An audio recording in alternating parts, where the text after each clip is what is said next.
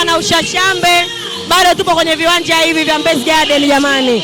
Tupo kwenye jambo la hali ya tajiri. Dada mambo poa. Mimi naitwa Sheu Shashambe. Si mwenzangu naitwa nani? Naitwa Baby. Baby unatokea wapi? Natokea Kigamboni. Jamani kutoka Kigamboni hadi Mbezi Garden shoga yangu. Kwa dada yangu.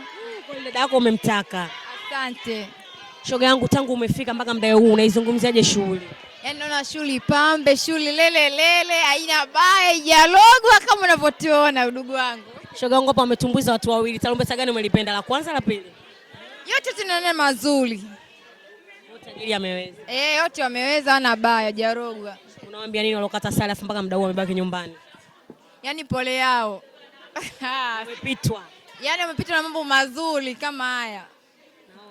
Naona. Tumekula afu tumekunywa. Tumekula nyama na bia kama tunavyoziona hivi. Tunakunywa mpaka tunajimwagia. Mpaka asubuhi.